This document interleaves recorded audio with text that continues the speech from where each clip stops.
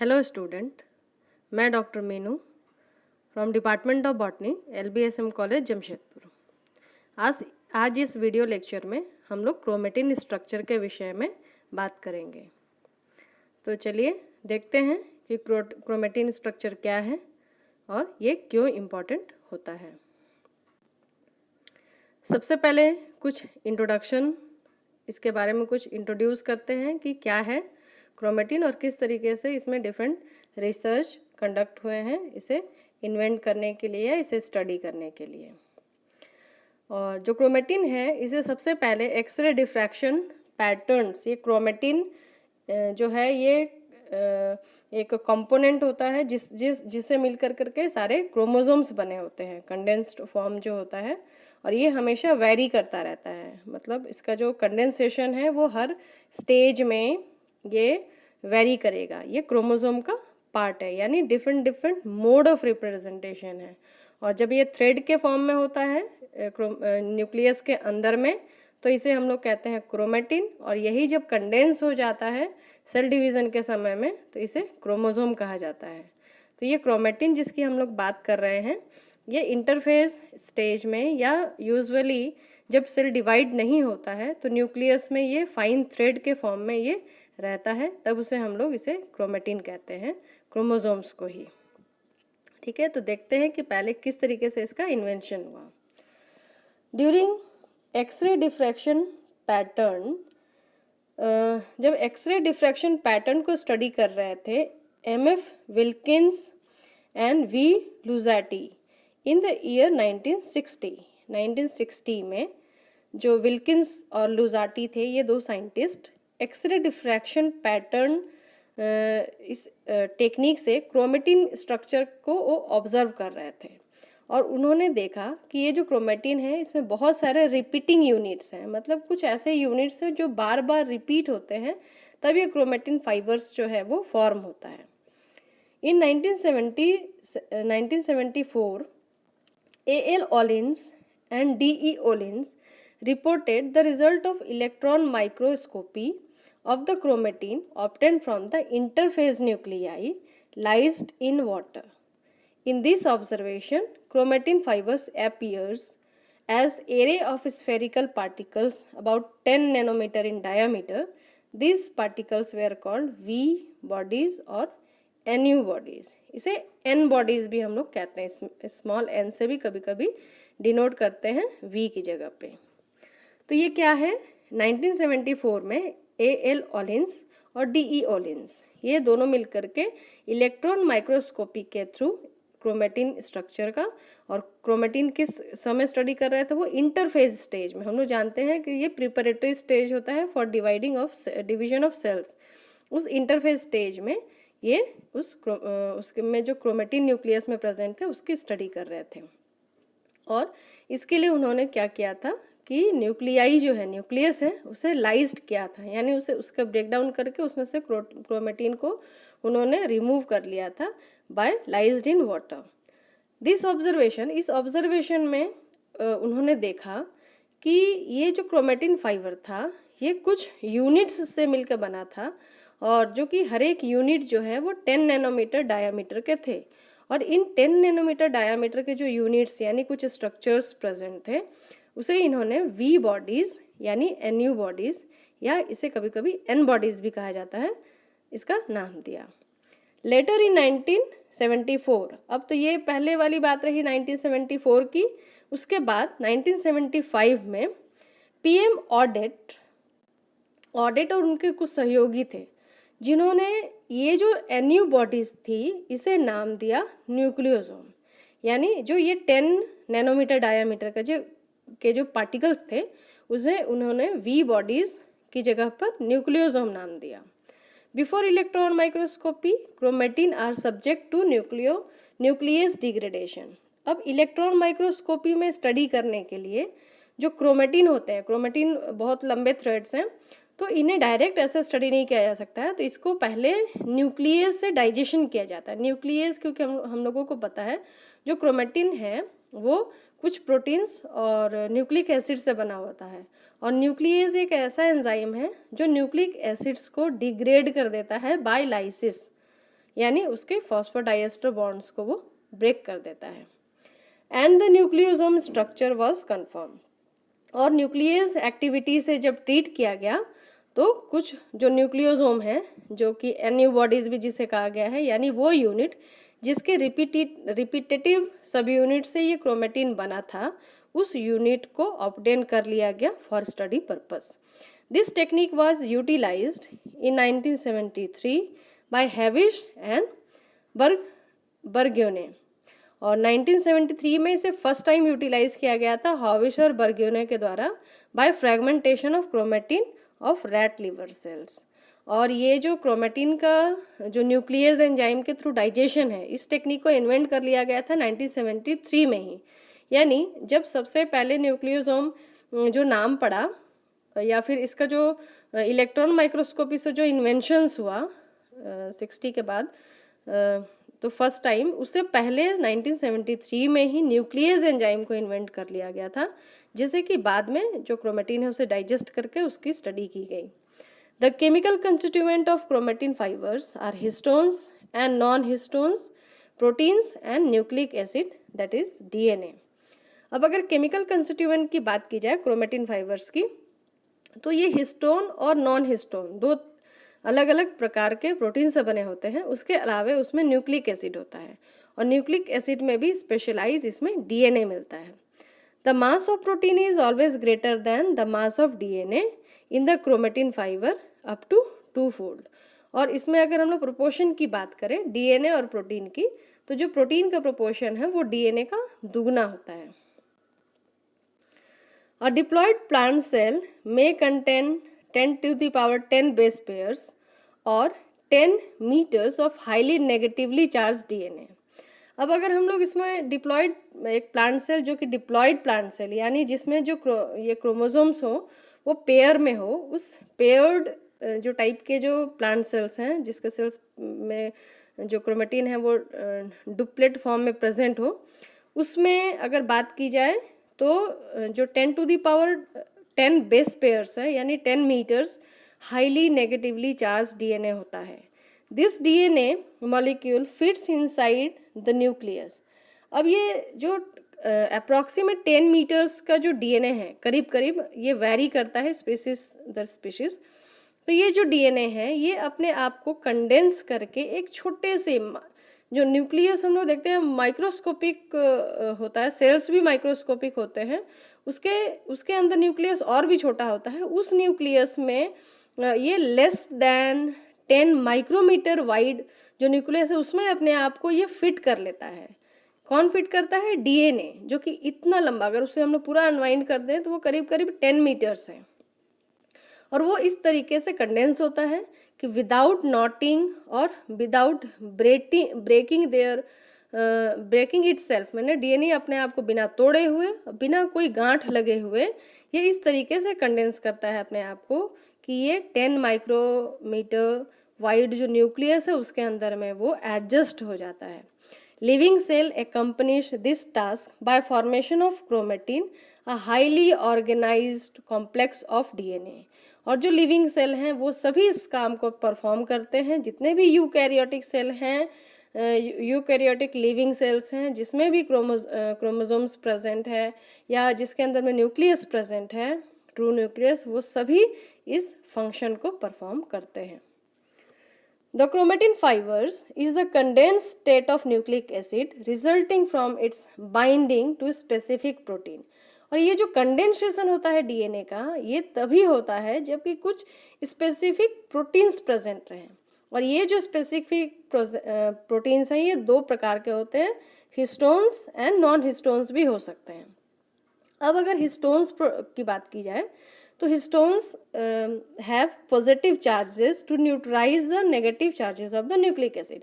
अब हम लोग DNA is a acid, DNA हम लोग जानते हैं एक एसिड है, तो उस पर नेगेटिव चार्ज है और उसको स्टेब्लिश करने यानी न्यूट्रलाइज करने के लिए और स्टेबल कॉन्फ़िगरेशन देने के लिए ये जो हिस्टोन्स होते हैं ये पॉजिटिव चार्ज के होते हैं। और ये पॉजिटिव चार्ज के और डीएनए नेगेटिव चार्ज का दोनों एक दूसरे को अट्रैक्ट करते हैं और ये आपस में न्यूट्रलाइज होकर करके न्यूक्लिक एसिड को स्टेबिलिटी देते हैं।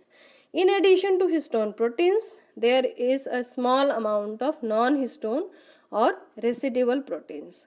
अब ये जो नॉन हिस्टोन्स और रेसिडुअल प्रोटीन्स है, ये अमाउंट में बहुत ही कम होता है और ये स्पेशलाइज इसका फंक्शन होता है। इसमें बहुत सारे ट्रांसक्रिप्शन फैक्टर्स हो सकते हैं या फिर कुछ ऐसे स्कैफोल्ड प्रोटीन्स हो सकते हैं जो कि कंडेंसेशन ऑफ डीएनए में उसके डिफरेंट लूप्स, डिफरेंट नैनोमीटर्स के लूप्स को फॉर्म करने में, कंडेंसेशन डीकंडेंसेशन ये करने में ये हेल्प कराएंगे। इसके अलावा बहुत सारे ट्रांसक्रिप्शन फैक्टर्स इसमें इन्वॉल्व होते हैं, बहुत सारे एंजाइम्स इन्वॉल्व होते हैं जस्ट लाइक टोपोआइसोमरेज 2 वगैरह। ये सभी इन नॉन हिस्टोन्स प्रोटीन के फॉर्म में ये क्रोमेटिन के संग में एडजस्टेड रहते हैं। अब हम लोग नेक्स्ट बात करेंगे इस वीडियो स्लाइड में, स्पेशली हम लोग बात करेंगे different model of organisation of the structure of chromatin की। इसमें हम लोग डिफरेंट स्ट्रक्चरल मॉडल्स के बारे में डिस्कस करेंगे और इसका एक और वीडियो मैं बनाऊंगी इसके बाद, जिसमें हम लोग केमिकल कंस्टिट्यूएंट ऑफ क्रोमेटिन्स को, हिस्टोन्स और नॉन हिस्टोन्स प्रोटीन को हम लोग डिटेल में और अच्छे से पढ़ेंगे। तो इसमें हम लोग ज़्यादा फोकस करेंगे डिफरेंट मॉडल्स और उसके बाद में जो क्रोमेटिन का जो मॉडलिंग और रिमॉडलिंग किस प्रकार से होता है इस पर। तो सबसे फर्स्ट फोल्डेड फाइबर मॉडल। तो पहले हम लोग बात करेंगे फोल्डेड फाइबर मॉडल की। According to folded fibre model which is proposed by DuPraw ने फोल्डेड फाइबर मॉडल को दिया था और ये क्रोमेटिन का एक मॉडल है जो कि जिसमें हम लोग ये कहते हैं कि it composed of single tightly folded fibre of diameter 300 angstrom. उन्होंने कहा कि जो क्रोमेटिन होता है वो बहुत ही टाइटली फोल्डेड फाइबर है, किसका, डीएनए का, जिसका कि फोल्ड हो जाने के बाद यानी कंडेंसेशन के बाद में ये 300 एंगस्ट्रॉम इसका डायामीटर होता है। This folded fibre contain a single DNA double helix in a super coiled condition. और उन्होंने कहा कि इसमें जो डीएनए होता है वो सिंगल डीएनए है जो कि डबल हेलिकल फॉर्म में single DNA super coiled condition में ये रहता है। This model considers that the DNA molecule is first wrapped on nucleoproteins and then this DNA protein fiber is coiled tightly to form 300 angstrom thick fiber and again fold to form chromatids। उन्होंने एक basic और बहुत ही important बात पहली बार बताई कि जो DNA होता है, डीएनए का हेलिक्स, वो क्रोमेटिन मतलब क्रोमोसोम्स फॉर्मेशन के समय वो हाईली कॉइल्ड हो जाता है, सुपर कॉइल्ड हो जाएगा और वो सुपर कॉइलिंग जो है सुपर कॉइलिंग जो है वो रैप्ड हो जाएगा न्यूक्लियोप्रोटीन्स के अराउंड और इस तरीके से ये कंडेंस होता हुआ 300 एंगस्ट्रॉम थिक फाइबर बनाता है जो कि फिर से फोल्ड होता है और क्रोमेटिन यानी क्रोमेटिड्स को फॉर्म करता है। और क्रोमेटिड्स के यहाँ क्यों बात की जा रही है, क्योंकि ये जो सारा स्टडी है ये मेटाफेज क्रोमोसोम्स के संग में होता है।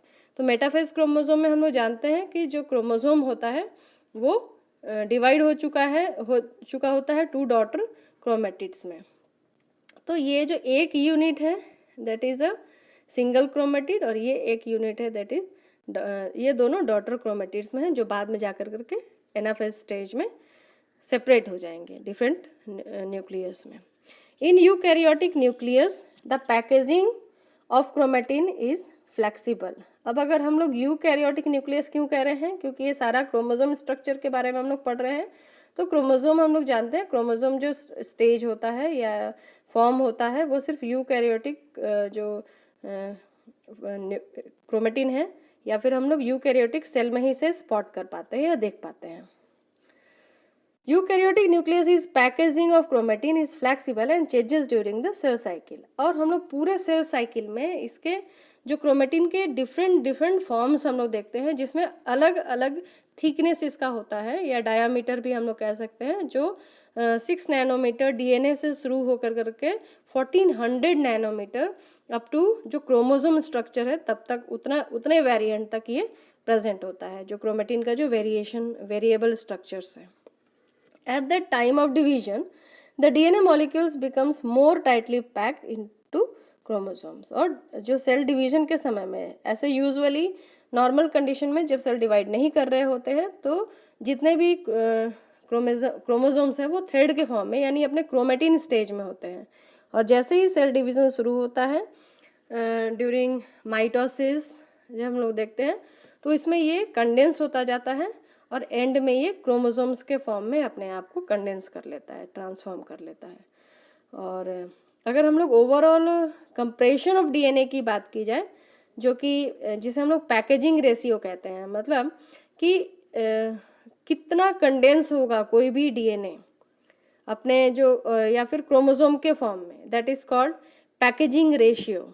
यानी कि एक क्रोमेटिन का कितना लेंथ था, उसके अकॉर्डिंग जो जब क्रोमोसोम बना तो उसका क्या लेंथ होगा, उसका जो रेशियो होता है that is called packaging ratio. अब ये इसे किस प्रकार हम लोग डोनेट करेंगे, तो लेंथ ऑफ द डीएनए का जो पूरा लेंथ है divided by the length of the chromosome. अगर हम लोग पूरे डीएनए को एक जीनोम यानी पूरे जीनोम यानी पूरे डीएनए का जो लेंथ है और उसके कंडेंस होने के बाद में जो क्रोमोसोम उससे बने हुए जो क्रोमोसोम का जो लेंथ होगा उससे जब हम लोग डिवाइड कर देते हैं तो हम लोगों को पैकेजिंग रेशियो मिलता है एक पर्टिकुलर क्रोमोसोम का। तो ये रहा फाइबर फोल्डेड मॉडल। अब हम लोग बात करेंगे न्यूक्लियोसोम मॉडल की। In the extended region of chromatin fibres certain discrete particles are found that are called nucleosomes। अगर हम लोग क्रोमेटिन के एक्सटेंडेड रीजन की बात करें जो कि थोड़ा सा थीन होता है, तो उसमें जो मतलब ओपन रीजन की जो क्रोमेटिन की जो ओपन रीजन है तो उसमें हम लोग ऐसा देखते हैं कि कुछ कुछ पार्टिकल्स जो हैं वो एक स्ट्रिंग में प्रेजेंट हैं, that particles are called nucleosomes.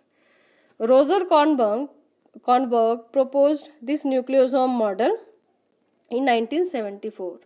1974 में रोजर कॉर्नबर्ग ने सबसे पहले इस न्यूक्लियोसोम मॉडल को प्रपोज किया था। Individual nucleosomes remain connected by a fine thread of free duplex DNA.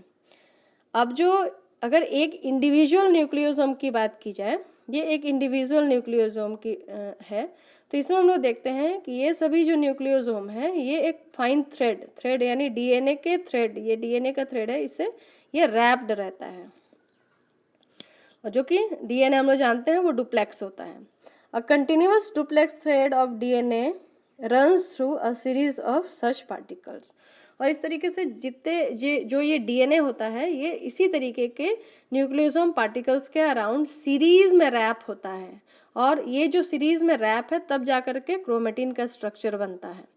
Each nucleosome contains 200 base pairs of DNA. एक अगर हम लोग न्यूक्लियोसोम की बात करें मतलब सपोज यहाँ से यहाँ, तो ये 200 बेस पेयर, मतलब एक से इस स्ट्रिंग की अगर हम लोग बात करें तो यहाँ से शुरू होकर करके यहाँ तक ये 200 बेस पेयर जो डीएनए होते हैं इसमें 200 बेस पेयर डीएनए के प्रेजेंट होते हैं, उतने न्यूक्लियोटाइड्स इसमें प्रेजेंट होंगे। Organised with octamer of small basic proteins into a head like structure. और ये जो प्रोटीन है हिस्टोन प्रोटीन है, इसमें जो ऑक्टामर, ये पूरा ऑक्टामर है। ऑक्टा मीन्स 8, मर means molecules.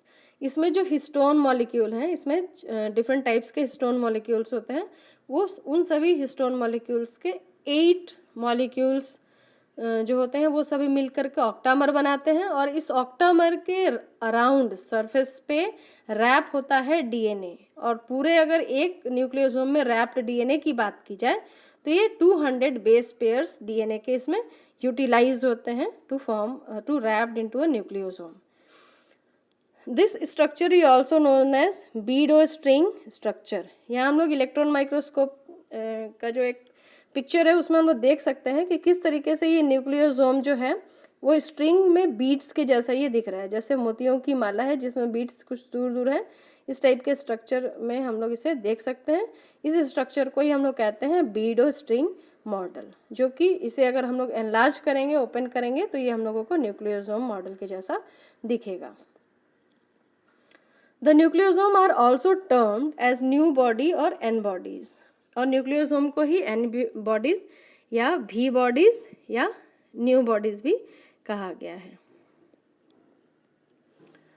The nucleosomes are formed due to first order condensation of the chromatin which are at the invariant of euchromatin and heterochromatin.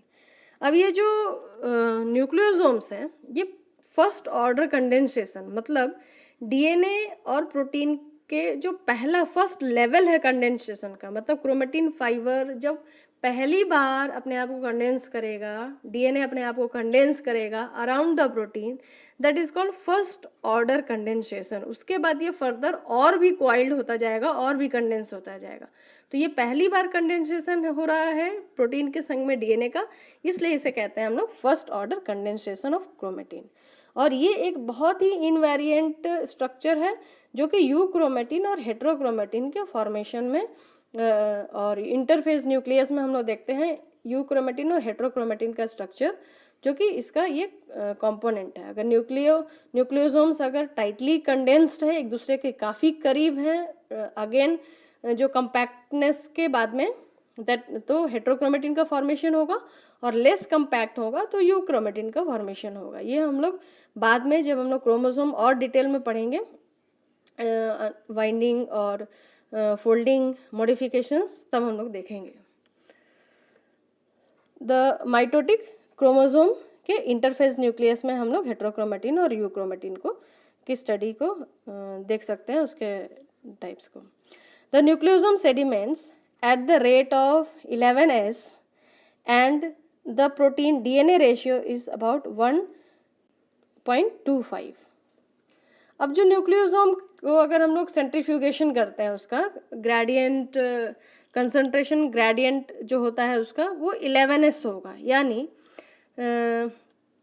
इसको सेंट्रीफ्यूगेशन करने के बाद में ये सेडिमेंटेशन जब होगा, यानी सेडिमेंटेशन कहते हैं जैसे कोई भी चीज़ को मिक्स करके छोड़ दिया जाए, तो जहाँ जिस लेवल पर वो सेटल्ड होगा उसे सेंट्रीफ्यूगेशन के बाद में सेडबर्ग यूनिट में उसे मेज़र किया जाता है।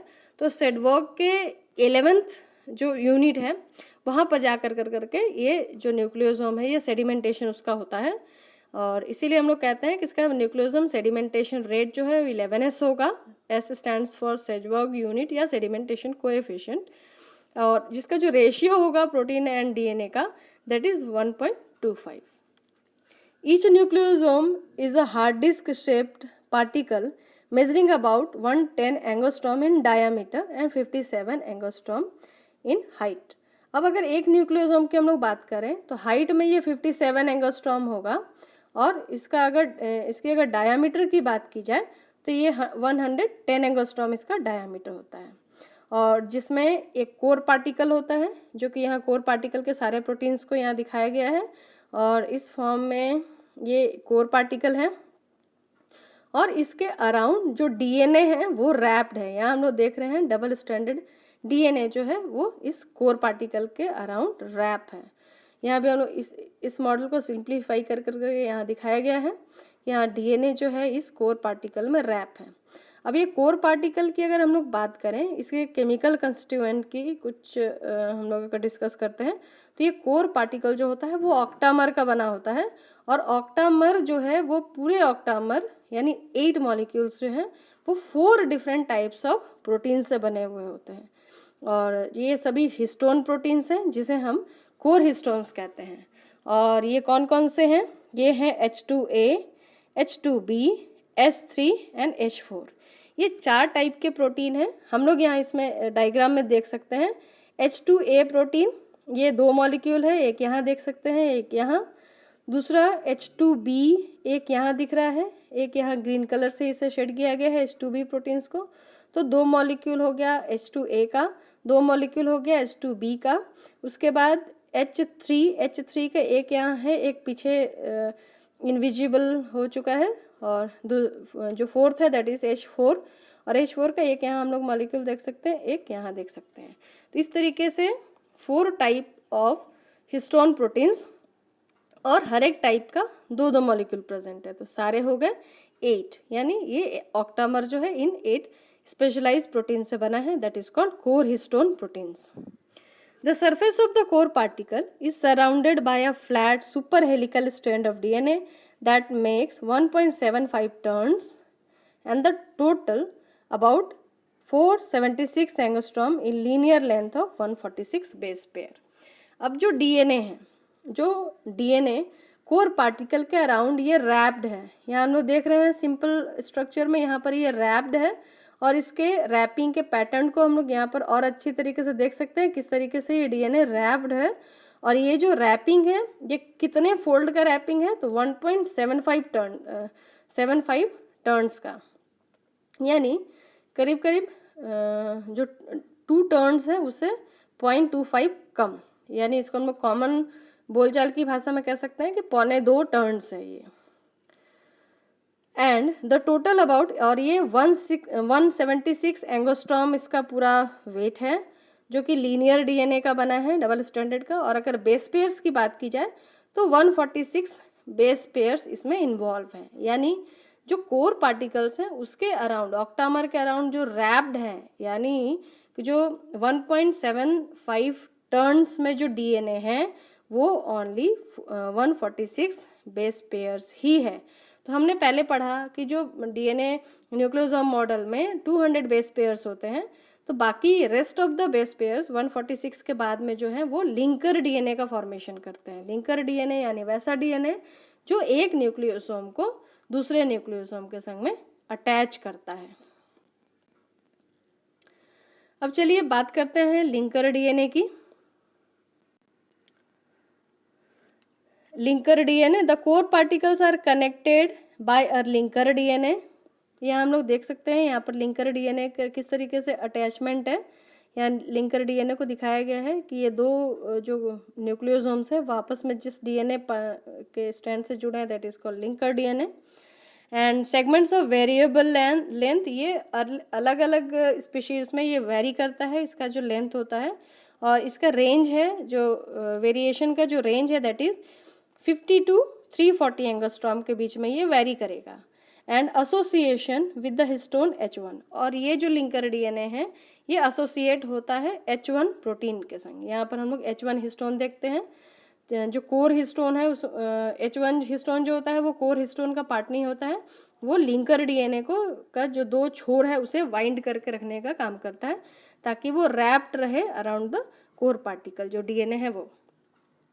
This 20 to 200 base pair spacer DNA intervenes between adjacent nucleosomes। अब ये जो पूरा टोटल लेंथ जो 200 बेस पेयर का जो डीएनए है that is also known as spacer DNA, वो आपस में एक न्यूक्लियोसोम से दूसरे न्यूक्लियोसोम में इंटरवेन्ड होता है, मतलब ये गुथा हुआ रहता है। अब बात करते हैं हिस्टोन प्रोटीन्स की कि हिस्टोन प्रोटीन क्या है और उसका क्या रोल है इसके पूरा न्यूक्लियोसोम मॉडल में। द हिस्टोन मॉलिक्यूल और H1 molecule seals off 2 turns of DNA coiled around the histone octamer. अब हिस्टोन ऑक्टामर के ऊपर में करीब करीब 2 कॉइल डीएनए जो रैप हो चुका है उसे आपस में बाइंड करने का, ताकि उसका छोर जो है वो अलग नहीं हो जाए और वो अनवाइंड नहीं हो जाए, उसे स्टेबलाइज करने का और बांध के रखने का काम जो है वो H1 हिस्टोन मॉलिक्यूल्स करते हैं।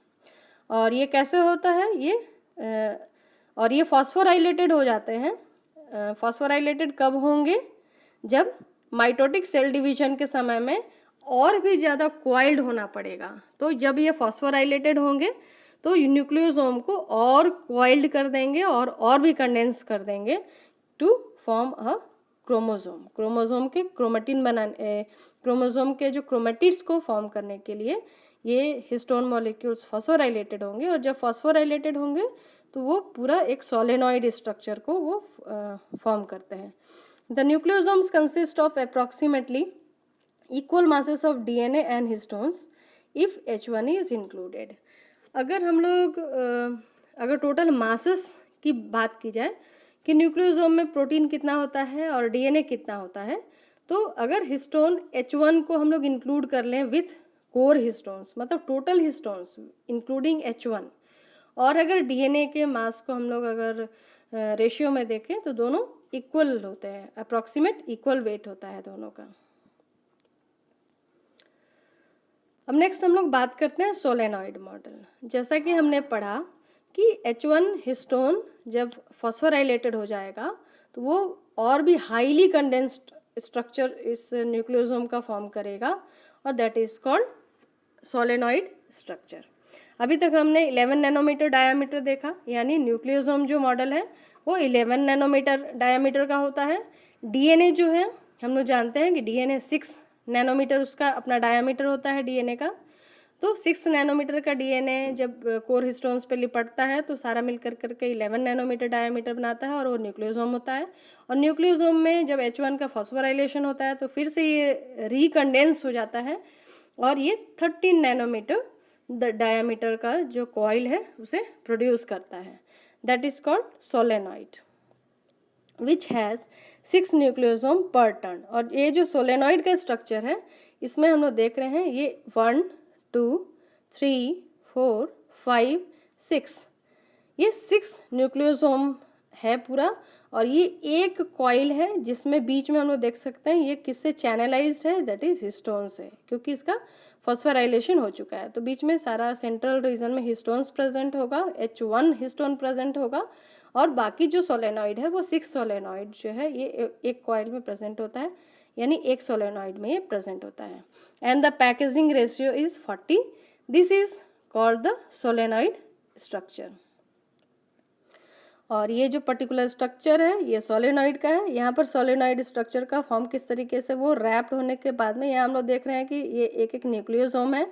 ये अप्रॉक्सीमेट 10 नैनोमीटर यानी 11 नैनोमीटर का ये पार्टिकल है एक न्यूक्लियोसोम। उसके बाद में ये H1 प्रोटीन से यहाँ वाइंड अप है, ये लिंकर डीएनए है और ये हम लोग स्टैंड देख रहे हैं ये न्यूक्लियोसोम की। उसके बाद में ये अगेन कंडेंस्ड हो चुका है क्योंकि हिस्टोन्स का फॉस्फोराइलेशन हो गया है और ये पूरा 30 नैनोमीटर का ये सोलेनॉइड स्ट्रक्चर बना लिया है, जिसे हम लोग अगर टीएस करके देखें तो इस टाइप से ये स्ट्रक्चर हम लोगों को विजुअलाइज होगा। This structure is stabilised by H1 और इसकी जो स्टेबिलिटी है वो H1 के फॉस्फोराइलेशन जो स्टेट है, फॉस्फोराइलेटेड स्टेट, इस पे डिपेंड करती है।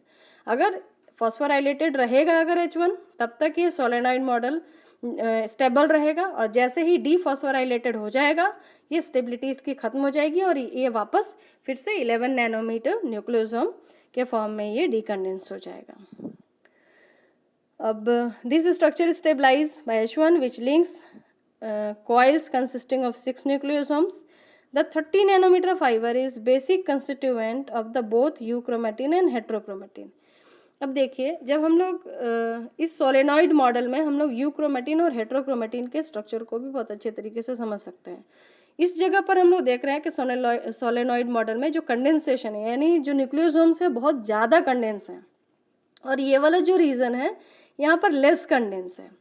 तो इसे अगर हम क्रोमोसोम्स के यही कंडेंसेशन जो होता है ये क्रोमोसोम्स के ऊपर में बैंडिंग के फॉर्म में, डिफरेंट बैंडिंग यानी डीप और लाइट बैंड्स के फॉर्म में ऑब्जर्व होता है। तो ये वाला जो रीजन है डेंसली कंडेंस वाला ये डीप बैंड में ऑब्जर्व होगा और जो ये लेस कंडेंस है दैट इज लाइट बैंड में।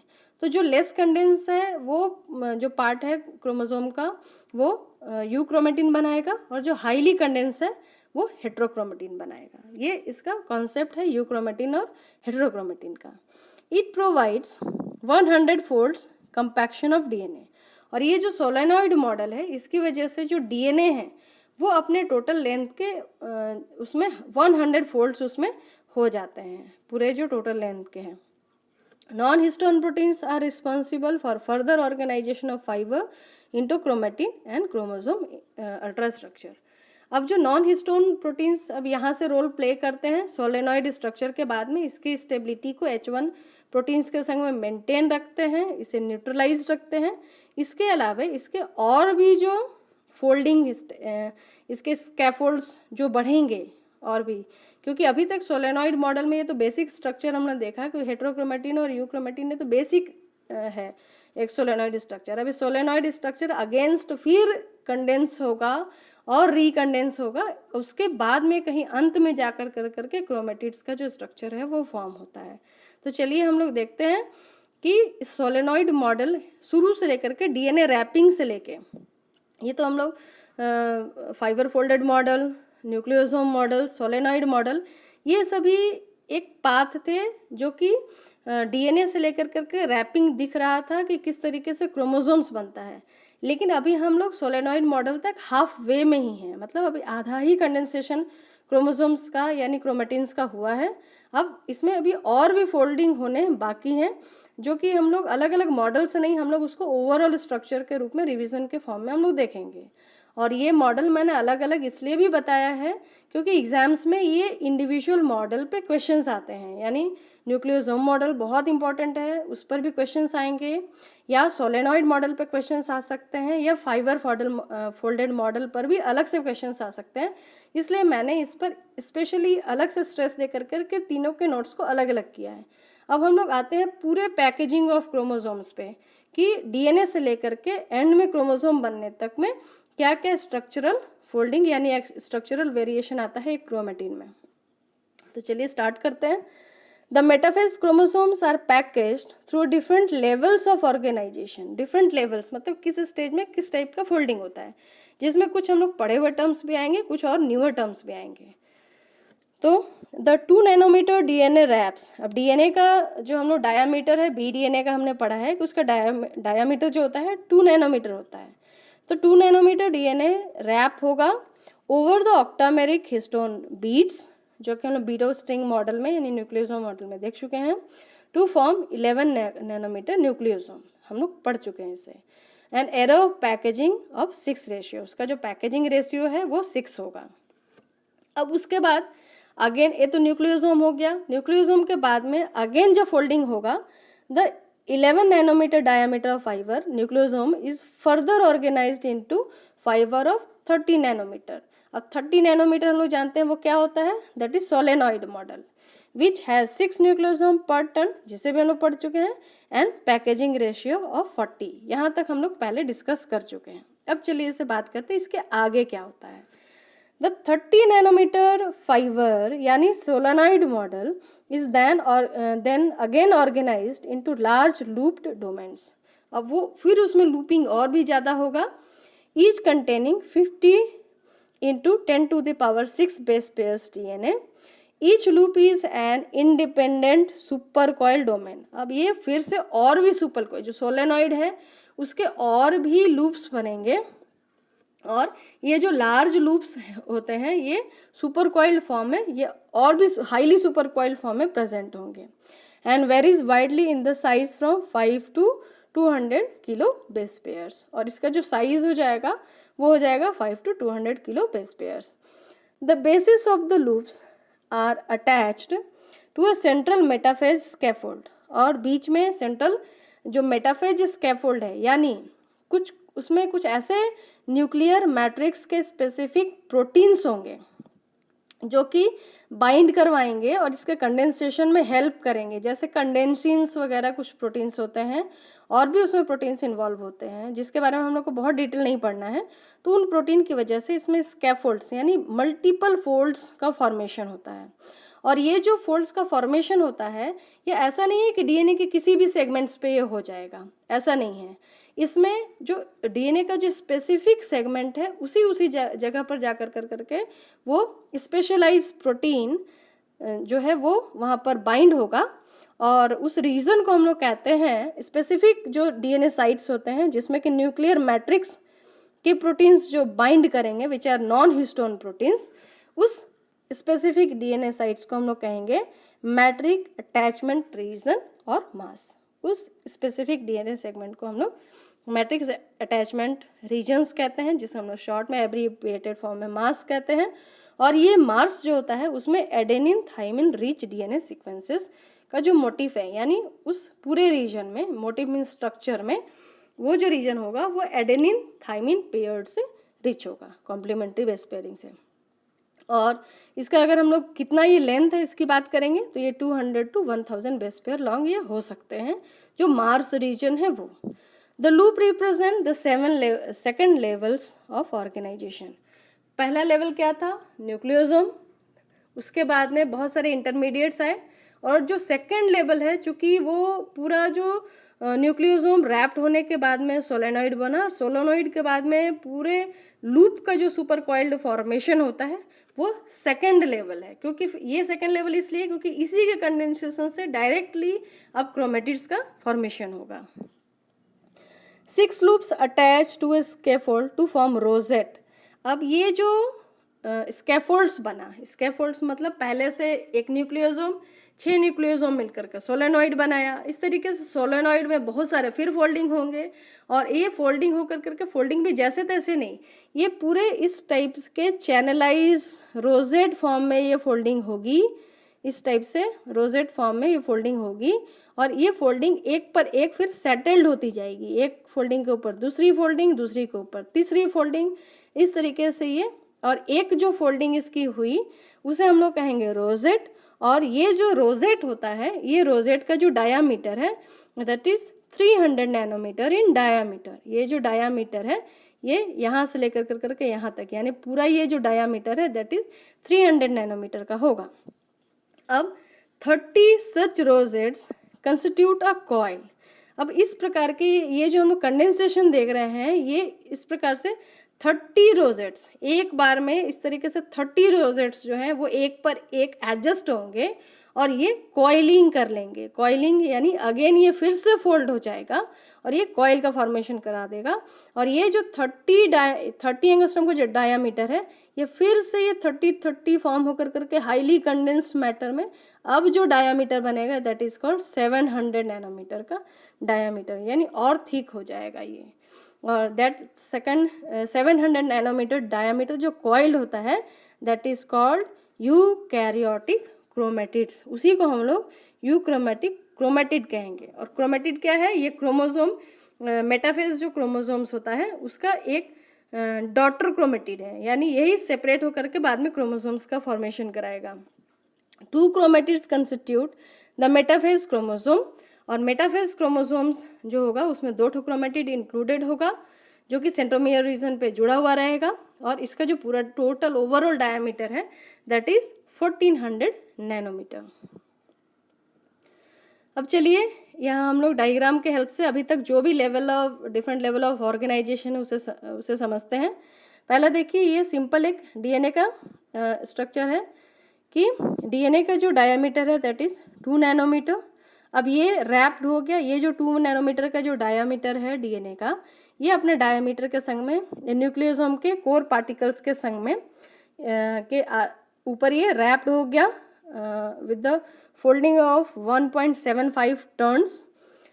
ये रैप हुआ है विथ लिंकर डीएनए और ये बनाया न्यूक्लियोसोम मॉडल। न्यूक्लियोसोम मॉडल का जो डायामीटर है वो 11 नैनोमीटर है।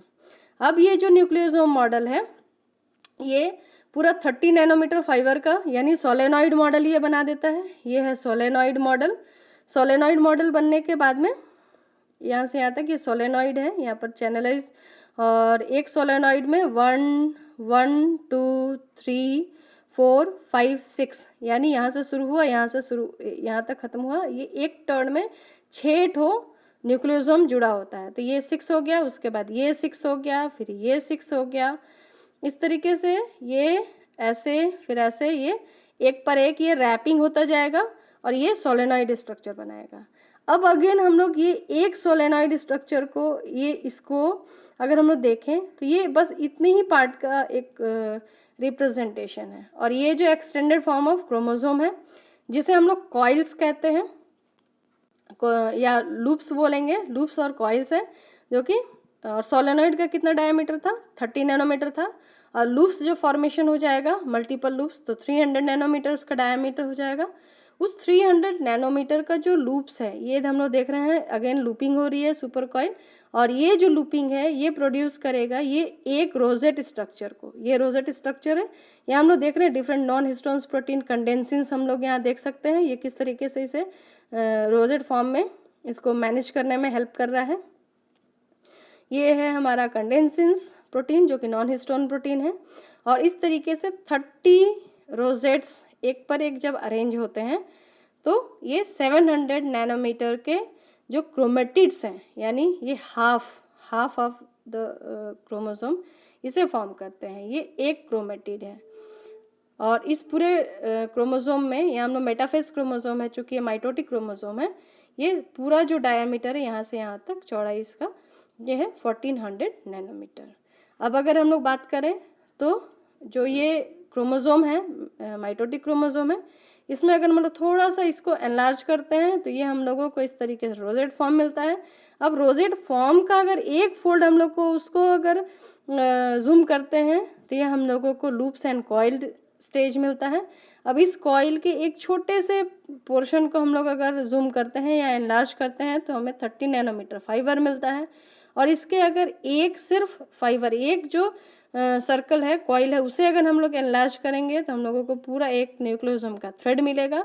और इसे न्यूक्लियोसोम्स का अगर हम लोग अनवाइंड करेंगे हम लोगों को हिस्टोन प्रोटीन्स के कोर H1 और DNA अलग अलग सेपरेट मिलते हैं। तो इस तरीके से हमने देखा कि किस तरीके से DNA से क्रोमोसोम्स का जो स्ट्रक्चर है वो फॉर्म होता है। और इस तरीके से हम different level of chromatin structure, और क्रोमेटिन में क्रोमेटिन यानी थ्रेड के फॉर्म से सिंपल जो न्यूक्लियोसोम मॉडल है दैट इज क्रोमेटिन, इस स्टेज में क्रोमेटिन होता है और यानी थ्रेड फॉर्म में इस टाइप से प्रेजेंट होता है क्रोमेटिन। अगर हाईली कंडेंस न्यूक्लियोसोम्स है सोलेनॉइड मॉडल में, ये क्रोमेटिन का स्ट्रक्चर अगर हाईली कंडेंस है सोलेनॉइड तो हेट्रोक्रोमेटिन, लेस कंडेंस है तो यू क्रोमेटिन। और इस फॉर्म में क्रोमेटिन के फॉर्म में 30 नैनोमीटर पार्टिकल्स के फॉर्म में वो प्रेजेंट रहेगा। और जब सेल डिवीजन होता है तो सेल डिवीजन में मेटाफेज स्टेज तक आते आते वो इस कंडेंस फॉर्म में होकर करके क्रोमोसोम स्ट्रक्चर फॉर्म कर लेता है। इस तरीके से हमने लेवल्स ऑफ क्रोमेटिन स्ट्रक्चर्स को देखा। उम्मीद है ये वीडियो आपको पसंद आया होगा और आपको समझ में आया होगा। और इस वीडियो को, अगर ये आपको वीडियो पसंद आया है तो कृपया इसे लाइक करें और मेरे चैनल को सब्सक्राइब करें, क्योंकि मैं इसके बाद में भी मॉलिक्यूलर बायोलॉजी और बायोलॉजी से रिलेटेड बहुत सारे वीडियोस अपलोड करूँगी इस साइट पे। और अगर कुछ आपके सजेशंस हैं, वैल्यूएबल सजेशंस, तो प्लीज़ कमेंट बॉक्स में उसे लिखें ताकि मुझे भी कुछ पता चल सके कि आप लोगों का इंटरेस्ट क्या है और आप लोगों को कहाँ किस बात की परेशानी हो रही है, सारा कुछ शेयर करें मेरे संग। वीडियोस को देखने के लिए और पेशेंसफुली हमारे साथ बने रहने के लिए बहुत बहुत धन्यवाद। Thank you very much.